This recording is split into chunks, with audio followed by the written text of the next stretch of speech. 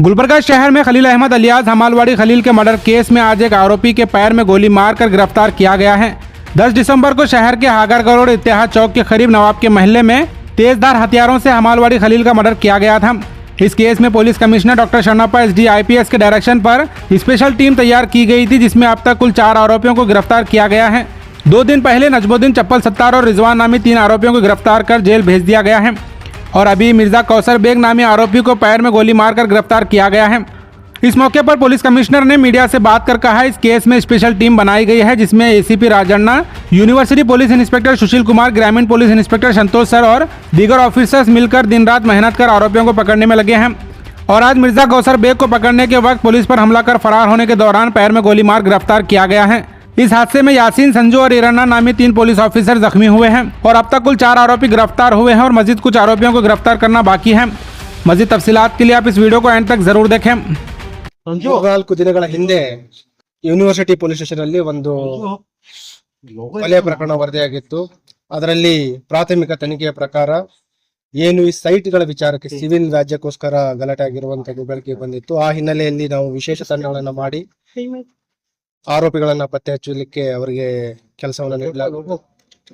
ನಮ್ಮ ವಿಶೇಷ ತಂಡ ACP ಸಬ್ ಅರ್ಬನ್,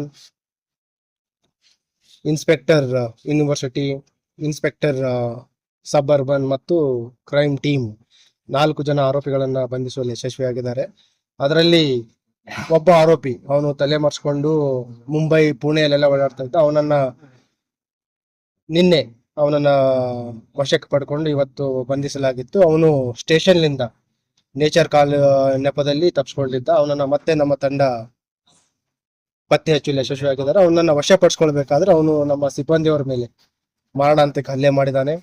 ಹಾಗಾಗಿ ಅವನ ಮೇಲೆ ನಮ್ಮ ಯೂನಿವರ್ಸಿಟಿ ಇನ್ಸ್ಪೆಕ್ಟರ್ ಅವನನ್ನ ಸರೆಂಡರ್ ಆಗಂತ ಹೇಳಿದ್ರು ಕೂಡ ಅವನು ಹಲ್ಲೆ ಮುಂದುವರಿಸಿದಾಗ ಅವನನ್ನ ಸಿಬ್ಬಂದಿಯವರ ರಕ್ಷಣೆಗೋಸ್ಕರ ಮತ್ತು ಅವನನ್ನ ಕೊಲೆ ಪ್ರಕರಣದಲ್ಲಿ ಬೇಕಾಗಿರುವ ಆರೋಪಿಗಳನ್ನ ಅವನ ಮೇಲೆ ಫೈರ್ ಮಾಡಿ ಅವನನ್ನ ವಶಪಡಿಸಿಕೊಂಡಿದ್ದಾರೆ.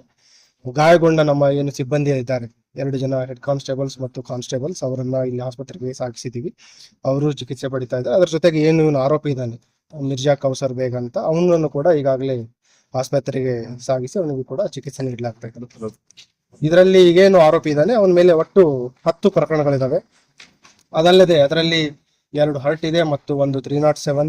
ಅದಲ್ಲದೆ ಗ್ಯಾಂಬ್ಲಿಂಗ್, ಅದರಲ್ಲಿ ವಿಶೇಷವಾಗಿ ಈ ಬೆಟ್ಟಿಂಗ್ ಮತ್ತು ಗ್ಯಾಂಬ್ಲಿಂಗ್ ಪ್ರಕರಣಗಳಿದಾವೆ. ಅದರಲ್ಲಿ 4 ಗ್ಯಾಂಬ್ಲಿಂಗ್ ಮತ್ತು ಬೆಟ್ಟಿಂಗ್ ಪ್ರಕರಣಗಳು ಈಗಾಗಲೇ ಕನ್ವಿಕ್ಷನ್ ಆಗಿದೆ.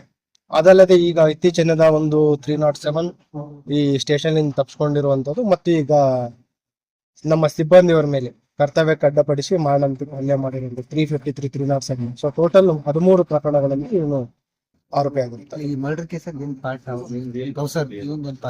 ಈ ಒಟ್ಟು ಇದರಲ್ಲಿ 6 ಜನಗಳ ಆರೋಪಿಗಳ ಒಂದು ಭಾಗಿಯಾಗಿರುವಂತದ್ದು ತಿಳಿದು ಬಂದಿರುವಂತದ್ದು. ಇದರಲ್ಲಿ ಬೇಸಿಕಲಿ ಲ್ಯಾಂಡ್ ಗ್ರಾಬಿಂಗ್ ಇರುವಂತದ್ದು. ಈ 2 ಆರೋಪಿಗಳಿದ್ದಾರೆ ಮತ್ತು ಮೃತನಾಗಿದ್ದಾನೆ. ಇವರು ಕೂಡ ಏನು ಡಾಕ್ಯುಮೆಂಟ್ಸ್ ಇರಲಾರ್ದಂತ ಸೈಟ್ಸ್ ಗಳಿಗೆ ಕಬ್ಜಾ ಮಾಡುವಂಥದ್ದು ಮತ್ತು ಅದರಲ್ಲಿ ಯಾವ್ದಾದ್ರು ದಾಖಲಾತಿಗಳು ಅದು ಸರಿ ಇರ್ಲಿಲ್ಲ ಅಂತಂದ್ರೆ ಒಂದು ನೋಟ್ರಿಗಳನ್ನ ಮಾಡ್ಕೊಂಡು ಅಲ್ಲಿ ಸಿವಿಲ್ ವ್ಯಾಜ್ಯಗಳಲ್ಲಿ ಇವರು ತಲೆ ಹಾಕುವಂಥದ್ದು ಇಲ್ಲಿವರೆಗೆ ತಿಳಿದು ಬಂದಿದೆ. ಈಗ ಏನು ಆರೋಪಿಗಳನ್ನು ಬಂಧಿಸಿದೀವಿ ಅವರನ್ನ ಪೊಲೀಸ್ ಕಸ್ಟಡಿ ತೆಗೆದುಕೊಂಡು ಹೆಚ್ಚಿನ ಒಂದು ವಿಚಾರಣೆ ಮಾಡಿ ಮುಂದೆ ಏನಿದೆ ಅವ್ರದ್ದು ಪ್ರತಿಯೊಬ್ಬರ ರೋಲ್ ಇಂಡಿವಿಜುವಲ್ ಆಗಿ ಮತ್ತು ಈ ಘಟನೆಗೆ ಇಮಿಡಿಯೇಟ್ ಕಾರಣ ಏನನ್ನೋದ್ರ ಬಗ್ಗೆನೂ ಕೂಡ ನಾವು ತನಿಖೆ ಮಾಡೋದು. ಈಗ 3 ಜನದ ಬ್ಯಾಕ್ಗ್ರೌಂಡ್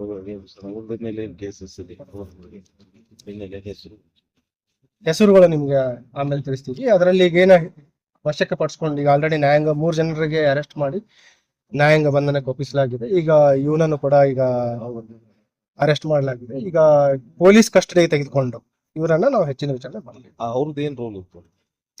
ಬೇಸಿಕಲಿ ಈಗ ನಮಗೆ ತಿಳಿದು ಬಂದಿರೋ ಪ್ರಕಾರ ಇವರೆಲ್ಲ ಒಂದು ಗ್ಯಾಂಗ್ ಮಾಡ್ಕೊಂಡಿದ್ದಾರೆ. ಒಂದು 6 ಜನರ ಒಂದು ತಂಡ ಮಾಡ್ಕೊಂಡಿದ್ದಾರೆ.